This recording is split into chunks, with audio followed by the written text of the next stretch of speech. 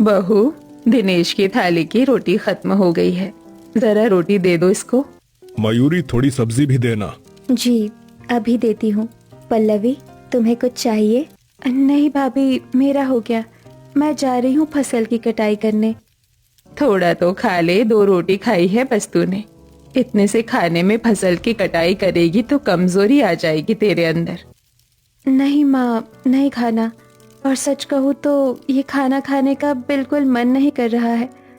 रोज रोज दाल रोटी पेट भर गया मेरा। इससे मैं जा रही हूँ।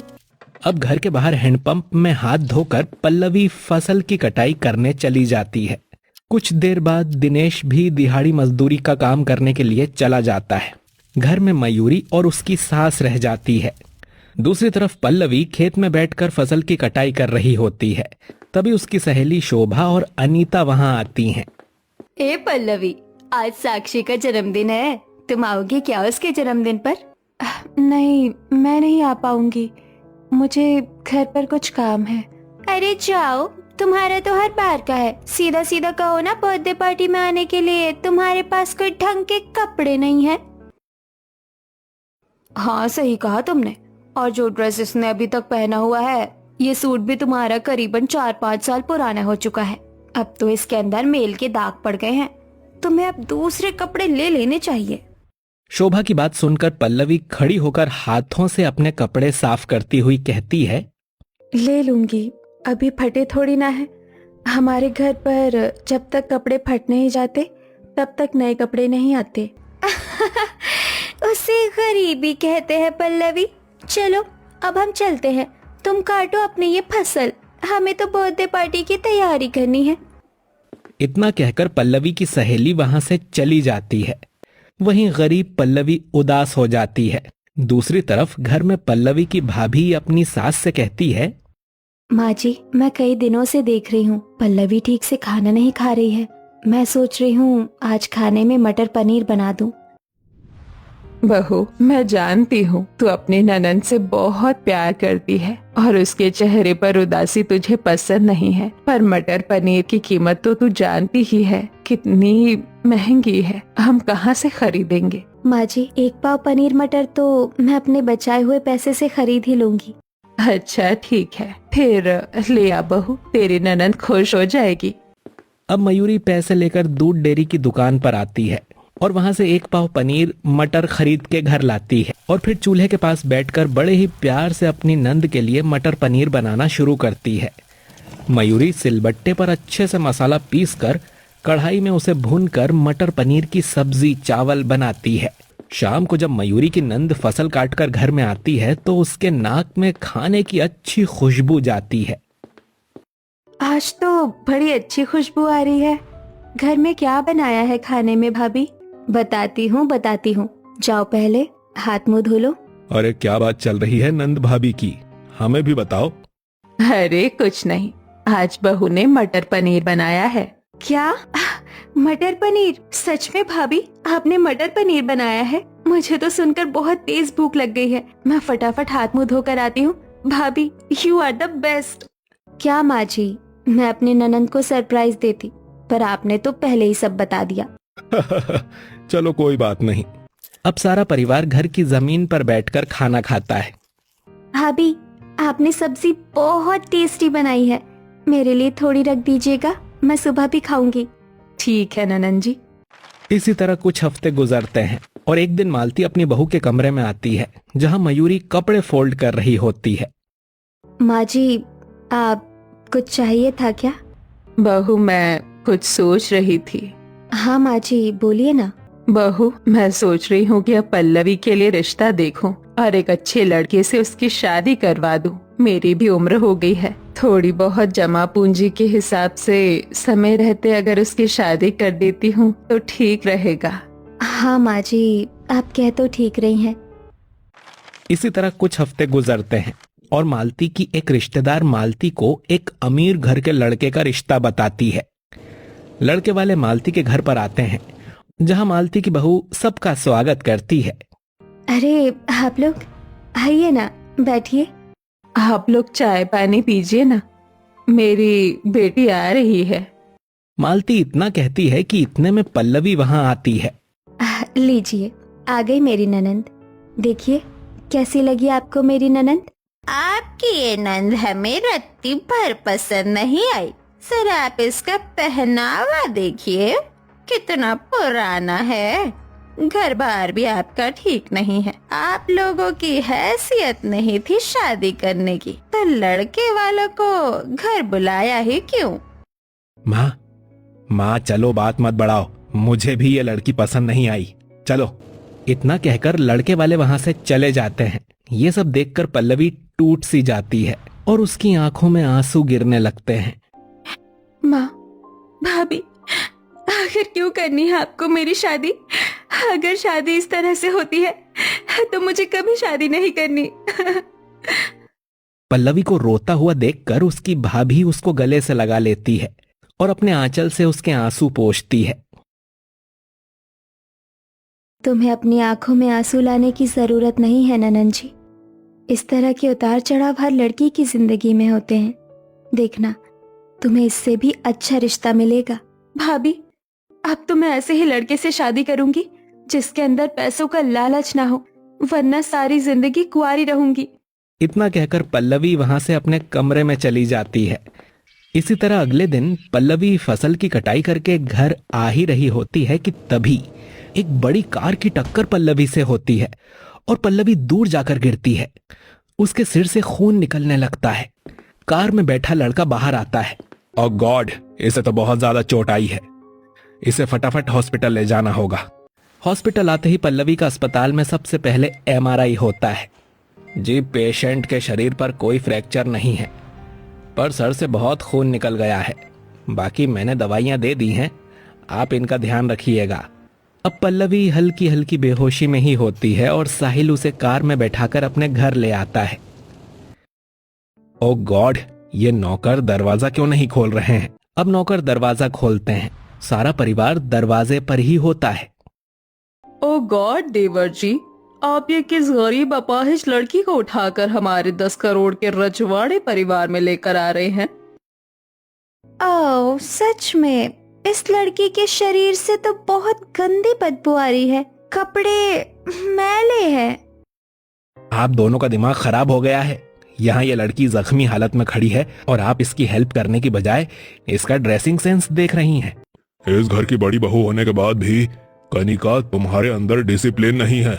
सच में कनिका, सिचुएशन के हिसाब से कभी तो बात कर लिया करो। साहिल, कौन है ये लड़की? अरे अरे बेटा, ये सब बाद में पूछना, पहले इसे कमरे में लेटाओ। अब आलीशान कमरे में पल्लवी को लिटाया जाता है, जहां नौकरानी उसकी देखभाल करती है। इस लड़की का ध्यान अच्छे से रखना, इसको किसी भी चीज की दिक्कत नहीं होनी चाहिए। ठीक है मालिक। दूसरी तरफ मयूरी घर में परेशान होती हुई। माँ जी, अभी तक ननन जी घर नहीं आई है। इतनी देर तो कभी नहीं हुई उन्हें आने में। चिंता मत कर बहू, आती ही होगी तेरी ननद। वहीं पल्लवी को होश आता है। हे भगवान, ये मैं कहाँ पर हूँ? मेरे सर पर तो चोट आई हुई है। देखिए भाभी, आप लेटी रही हैं। अब पल्लवी जबरदस्ती लड़खड़ाते हुए सीढ़ियों से उतरकर नीचे आती है, जहां हॉल में घर के सारे सदस्य खड़े होते हैं। लो, आ गई महारानी। उठकर मजा तो बहुत आया होगा ना इस 10 करोड़ के रजवाड़े परिवार में, अपनी सेवा पानी करवा कर। ऐसा सेवा पानी तो तुम्हें आज तक कभी मिला ही नहीं होगा। बहू, अपना मुंह बंद करो। हाँ कनिका, तुम्हें कुछ बोलने की जरूरत नहीं है। भैया 1 मिनट भाभी, इस लड़की का यह भयानक एक्सीडेंट मेरी कार से हुआ है। वो तो शुक्र है कि वो बच गई, वरना जिस हिसाब से इसके सर से खून निकल रहा था ना, ये मर भी सकती थी। दूसरी तरफ चौखट पर रोती मयूरी। मेरी प्यारी ननन, तुम कहाँ चली गई? कहाँ हो तुम? मुझे तुम्हारी बेहद चिंता हो रही है। तभी पड़ोस की सरला वहां आकर कहती है, अरे मयूरी, यहाँ अपने आंसू बहाने बंद करो। तुम्हारी ननन का बहुत बड़ा एक्सीडेंट हुआ है, वो भी 10 करोड़ की प्रॉपर्टी में रहने वाले रजवाड़े परिवार के छोटे बेटे से। वो भी वही है। अब मयूरी आंसू पोंछती है और अपने पति और सास के साथ उस 10 करोड़ के रजवाड़ी परिवार में दाखिल होती है। लो जी, कर लो बात। अब हमारे 10 करोड़ के रजवाड़े परिवार में इस गरीब लड़की के खानदान वाले भी उठकर आ गए हैं। So cheap family. जबान संभाल के बात कीजिए। ये सब कुछ आपके देवर ने किया है। जिस तरह से जख्म मेरी ननद के शरीर पर दिख रहे हैं, मुझे आपको तो मेरे पैर छूकर माफी मांगनी चाहिए। हे भगवान, मेरी बच्ची के साथ ये क्या हो गया। एक तो पहले से ही मेरी बेटी की शादी नहीं हो रही थी और अब तो उसके शरीर पर इतने गहरे जख्म हुए हैं जिसे देखकर कोई उससे शादी नहीं करेगा। मैं करूंगा आपकी बेटी से शादी, क्योंकि ये सब कुछ मेरी वजह से हुआ है। देवर जी, आपका दिमाग खराब हो गया है।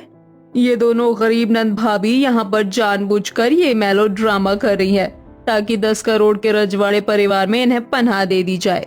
नहीं, मेरा बेटा ठीक कह रहा है। मुझे इस लड़की को अपने घर की बहू बनाने में कोई दिक्कत नहीं है। आप लोग शादी की तैयारी कीजिए। नहीं, रहने दीजिए। हमें जबरदस्ती कोई रिश्ता नहीं बनाना।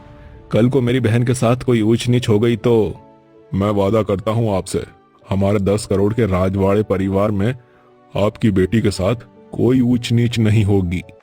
अब 3 से 4 हफ्ते गुजरते हैं, जिसके बाद पल्लवी पूरी विधि विधान के साथ शादी करके अपने 10 करोड़ के राजवाड़े ससुराल में आती है।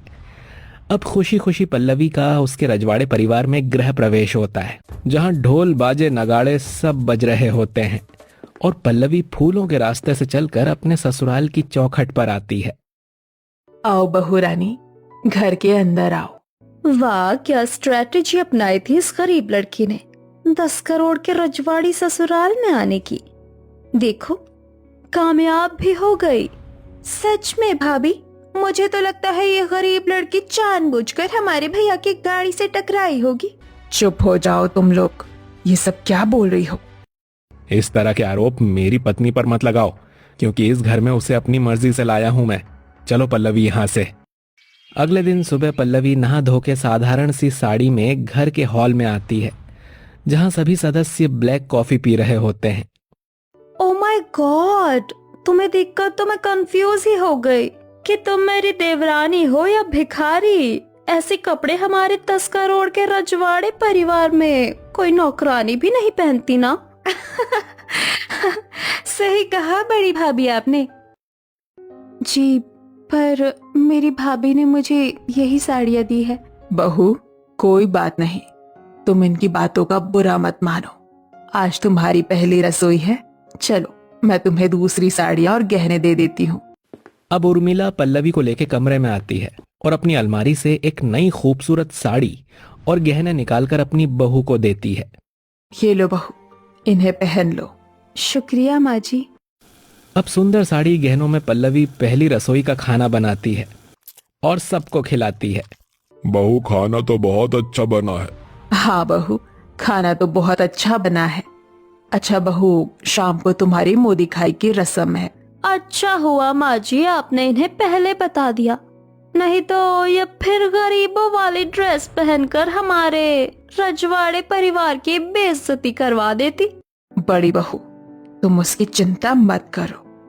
मुंह दिखाई की ड्रेस मैं बहू को खुद दूंगी पहनने को। मम्मी, आप समझती नहीं हो, ये चाहती भी यही है कि हमारे घर के सदस्य इसको अच्छी अच्छी ड्रेस पहनने को दे। नहीं, ऐसा कुछ नहीं है। मैं अपने साधारण कपड़ों में बहुत खुश हूँ। पल्लवी, इनकी बातें नजरअंदाज कर दिया करो तुम। इन्हें फिजूल में बोलने की आदत है। अब पल्लवी शाम को एक सुंदर डिजाइनर लहंगा, गहने और बालों में गजरा पहनकर तैयार होती है और शीशे में खुद को देखकर कहती है, आज से पहले मैंने इतने अच्छे कपड़े कभी नहीं पहने। मैं तो इसमें महारानी लग रही हूँ। दूसरी तरफ घर में मेहमानों का आगमन होता है। घर भी पूरा डेकोरेटेड होता है। तभी सीढ़ियों से उतरकर पल्लवी मेहमानों के पास आती है। उर्मिला, तुम्हारी बहू तो बहुत खूबसूरत है और इसकी मुंह दिखाई की ड्रेस भी बहुत प्यारी है। वैसे उर्मिला, सुनने में आया था तुम्हारी ये बहू किसी गरीब परिवार से है और किसी हादसे के कारण तुम्हें इसे अपने घर की बहू बनाना पड़ा। वैसे इस गरीब लड़की की तो किस्मत खुल गई। इस 10 करोड़ के रजवाड़े परिवार में आकर। अरे आपने तो मेरे मन की बात बोल दी। कोई हादसा नहीं हुआ था, मैं अपनी खुशी से इस लड़की को इस घर में लेकर आई हूँ। अरे छोड़ो ने, बहुत बहुत खूबसूरत लग रही है, बस बात खत्म। अब सभी लोग उपहार देकर वहां से चले जाते हैं। अब कुछ दिन बाद पल्लवी के मायके में उसके पग फेरे की रस्म होती है। बहू, ये लो डिजाइनर शरारा, इसे पहनकर जाना अपने मायके, सब बहुत खुश हो जाएंगे। माँ जी, एक और नई ड्रेस, इसकी क्या जरूरत थी? पहन लो, आज से पहले तो कभी पहना नहीं होगा ना तुमने इतने अच्छे ड्रेस। बड़ी बहू, भूलो मत, तुम पहली बार इस घर में कैसी बन के आई थी। ये सब कुछ तो तुमने भी यहीं आकर देखा है। अब पल्लवी सुंदर सा शरारा, सर पर दुपट्टा गहने पहनकर अपने पति के साथ अपने मायके जाती है। वहीं कुछ नौकर कार से उतरकर सोने के गहने और पैसों का भेंट लेकर पल्लवी के छोटे से घर में घुसते हैं। और जैसे ही पल्लवी कार से बाहर निकलती है, तभी आसपास के लोग, अरे बाप रे, मयूरी की गरीब ननन को देखो, अब तो इसके रहन सहन भी बदल गए। और इसके कपड़े देखो, कपड़े। सच में इसके कपड़े तो बिल्कुल महारानी जैसे हैं, गहनों से भी लदी हुई है। तभी उसकी भाभी वहां आकर कहती है, अरे पल्लवी, साहिल, आप लोग अंदर आइए ना। अब पल्लवी की गरीब भाभी अपनी ननद के पग फेरे की रस्म कराती है और फिर उसे गर्मा गर्म आलू की सब्जी और पूरी खिलाती है, जमीन पर बैठाकर। अरे ये खाना तो बहुत अच्छा है, बिल्कुल देसी स्टाइल। जी शुक्रिया। वैसे साहिल जी, मेरी गरीब नंद के तो रहन सहन ही बदल गए आपके रजवाड़े परिवार की बहू बनके। हाँ, भगवान का शुक्र है। अब पग फेरे की रस्म करके पल्लवी अपने ससुराल आती है। इसी तरह कुछ हफ्ते गुजरते हैं और एक दिन साहिल अपने कमरे में अपनी पत्नी से कहता है, पल्लवी, तुम जब से आई हो ना, इधर उधर के काम काज में ही लगी हो। चलो तुम्हें आज मैं अपना 10 करोड़ में बना ये रजवाड़ी परिवार का घर दिखाता हूँ, चलो। जी ठीक है।